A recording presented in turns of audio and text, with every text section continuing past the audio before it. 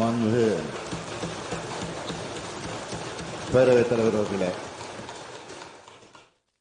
16வது சட்டப்பேரவையின் 8வது கூட்டத்தொடரின் நிறைவு நாளில் நாம் இங்கே ஒன்று கூடியிருக்கிறோம்.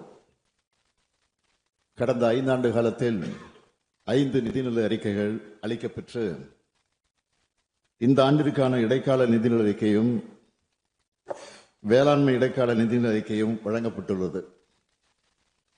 அவற்றின் மீது சிறப்பான விவாதம் பதிலுரை வழங்கப்பெற்றுள்ளது. வேளாண் அமைச்சர் MRK பன்னீர்செல்வம் அவர்களும் நிதி அமைச்சர் தங்கம் தென்னரசு அவர்களும் சிறப்பான அறிக்கையையும் பதிலுரையும் வழங்கியிருக்கிறார்கள். இதன் தொடர்ச்சியை அடுத்த 2 மாதத்தில் மீண்டும் வந்து நிச்சயம் இன்னும் கூடுதலாக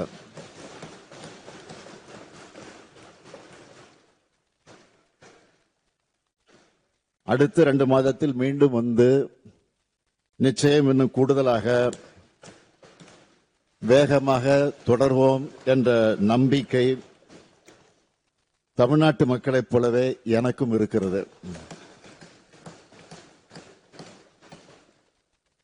பகுத்தறிவு பகலவன் தந்தை பெரியாரின் சுயமரியாதை உணர்வும் சமூக நீதியும், பேரறிஞர் பெருந்தகை அறிஞர் அண்ணாவின் இன உணர்வும் மாநில சுயாட்சி கொள்கையும், தமிழின தலைவர் கலைஞரின் சிறப்பான நிர்வாகமும், தொலைநோக்கு பார்வையும் கொண்ட திராவிட மாடல் அரசை கடந்த 5 ஆண்டு காலத்தில் நடத்தி காட்டியிருக்கிறோம் என்ற மனநிறைவோடு நான் உங்கள் முன்னால் நின்று கொண்டிருக்கிறேன்.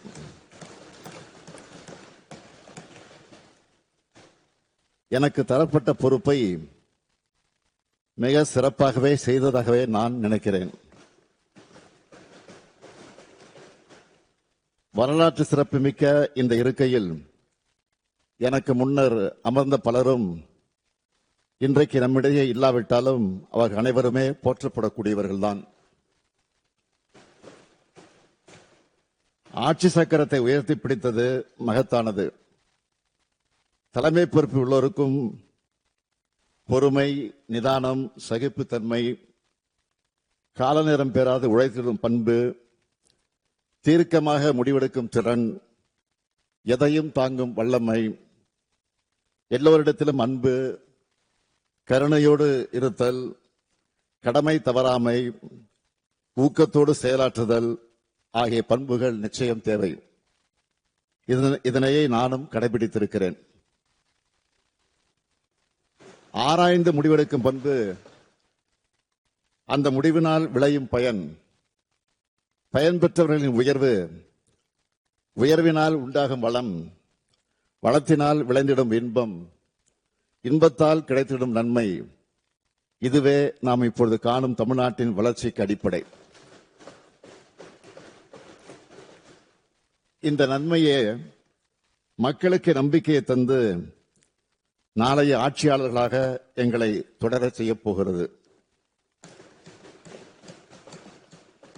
இந்த 5 ஆண்டுகளை பெற்ற அனுபவத்தினால் இந்த முத்துவேல் கருணாநிதி ஸ்டாலின் இன்றைக்கு இன்னும் வலிமை பெற்று தமிழ்நாட்டை இன்னும் ஏற்றம் பெற வைக்கும் முடியும் என்ற நம்பிக்கையை நான் பெற்றுள்ளேன். நம்பிக்கையோடு இன்னும் உழைக்க வேண்டும் எனும் ஊக்கத்தையும், எதனையும் எதிர்கொள்ளக்கூடிய வல்லமையும் பெற்றுள்ளேன். தமிழ்நாட்டில் இருக்கக்கூடிய 234 தொகுதிகளையும் என்னுடைய தொகுதிகளாக நினைத்து எங்களுக்கு வாக்களித்தவர்கள், வாக்களிக்காதவர்கள் என பிரித்து பார்க்காமல் நான் செயலாற்றி இருக்கிறேன். இந்த மிகப்பெரிய வாய்ப்பை தந்த தமிழ்நாடு மக்கள் அனைவருக்கும் என்னுடைய மனமார்ந்த நன்றிகளை நான் தெரிவித்துக் கொள்கிறேன். என்னை தேர்ந்தெடுத்து அனுப்பிய குளத்தூர் சட்டமன்ற தொகுதி மக்களுக்கும் என்னுடைய நன்றிகள். நூற்றாண்டை கடந்த பெருமையோடு இயங்கி வருகிறது இந்த பேரவை.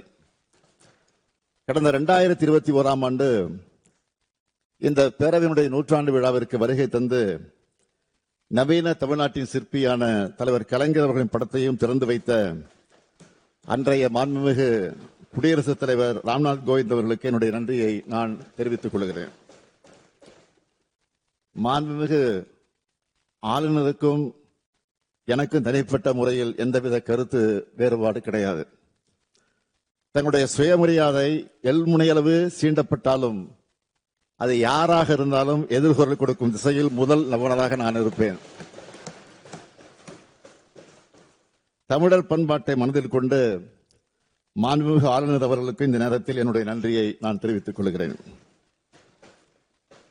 மாண்புமிகு பேரவைத் தலைவர் அவர்களே, கடந்த 5 ஆண்டுகளில் பேரவைத் தலைவராக பணியாற்றும் நீங்கள் அமைதியாகவும் கண்ணியத்தோடும் அதே நேரத்தில் கட்டுப்பாட்டோடும் தன்னுடைய ஆற்றலால் இந்த பேரவையை சிறப்பாக நடத்தி சென்றிருக்கிறீர்கள்.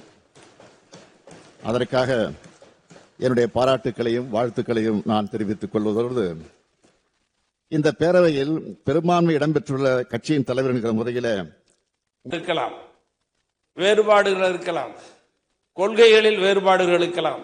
ஆனாலும் கூட இந்த மாமன்றம் என்பது வரலாற்று பெருமைக்குரியது என்பதை நினைவுபடுத்துகிற வகையிலேதான் 5 ஆண்டு காலம் நிறைவேற்றிருக்கிறோம்.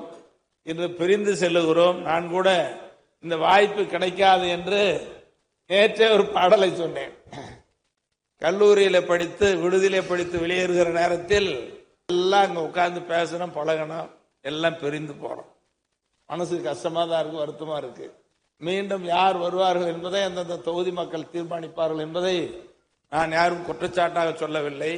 யாருக்கு வாய்ப்பு இருந்தாலும் வருவதற்கு வாய்ப்பு கிட்டும், மக்கள் தீர்ப்பளிப்பார்கள் என்பதை சொல்லி இந்த மாமன்றத்தை சிறப்பாக வழிநடத்திய நம்முடைய பேரவை தலைவர் அவர்களுக்கு நன்றியை தெரிவித்துக் கொள்கிறேன். அதை போல எல்லோரையும் அரவணைத்து எதிரும் புதிருமான கருத்துக்கள் வந்தாலும் கூட இதை ஏற்றுக்கொண்ட மனப்பக்குவம் படைத்திருக்கிறேன்.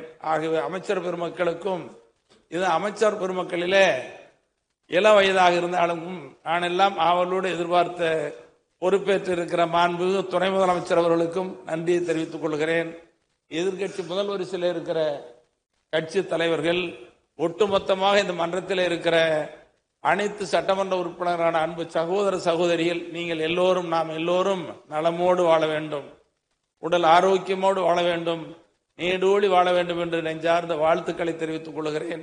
அதோடு இந்த அவையிலே நிறைவேற்றக்கூடிய சட்டங்களை, திட்டங்களை எல்லாம் நிறைவேற்றுகிற நம்முடைய அதிகாரி பெருமக்கள், தலைமைச் செயலாளர் உள்ளிட்ட நீதித்துறை செயலாளர், முதலமைச்சர் செயலாளர்கள், ஒட்டுமொத்த தமிழ்நாட்டினுடைய அரசு துறை செயலாளர்கள், துறை தலைவர்கள் உள்ளிட்ட ஒட்டுமொத்த தமிழ்நாட்டு அதிகாரிகளுக்கும் நன்றியை தெரிவித்துக் கொள்கிறேன்.